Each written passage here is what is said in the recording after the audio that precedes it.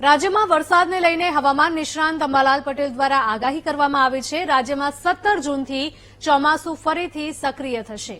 21 થી 25 જૂન સુધીમાં રાજ્યના અનેક ભાગોમાં વરસાદ પડશે। 22 જૂન સુધી પવનનું જોર રહેશે તો સૌરાષ્ટ્રના દક્ષિણ ભાગમાં ભારે પવન ફૂંકાશે। દક્ષિણ ગુજરાત, મધ્ય ગુજરાતમાં પણ ભારે પવનો ફૂંકાશે। 22 જૂન સુધી અમદાવાદ, ગાંધીનગર અને વડોદરામાં ભારે પવન ફૂંકાશે તો ગાજવીજ અને ભારે પવન સાથે અનેક ભાગોમાં વરસાદ પડશે।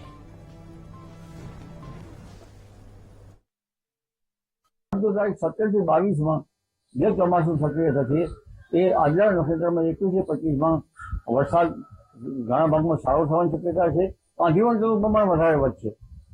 લગભગ ઘરના પતરા, જે કાચા ઘરના પતરા છે ઉડાડી દે અને રસ્તામાં પડેલા જે કોઈ વસ્તુઓ જે છે એને ઉડાડી દે અને ઝાડના ડાળા જબરદસ્ત વાળી નાખે એવી પવનની ગતિ છે।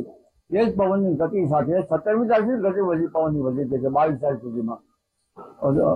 જે આજના નક્ષત્રમાં વરસાદ દક્ષિણ સૌરાષ્ટ્રના ભાગો, જામનગરના ભાગો, ઉત્તર સૌરાષ્ટ્રના ભાગો, રાજકોટના ભાગો, અમદાવાદના ભાગો, મહેસાણાના ભાગો, બનાસકાંઠાના કેટલાક ભાગો, સાંતરપુર, રાધનપુર, આ જે ભાગો, આ ઉપરાંત લગભગ મધ્ય ગુજરાતના ભાગો, વડોદરાના, આણંદ વગેરે ભાગોમાં પણ વરસાદની શક્યતા રહે છે। અને આ વરસાદ જે છે તે ગાજવીજ અને આંધી સાથે આવશે। એટલે તારીખ 17 થી 22 માં ગાજવીજ સાથે આંધી સાથે વરસાદ આવશે।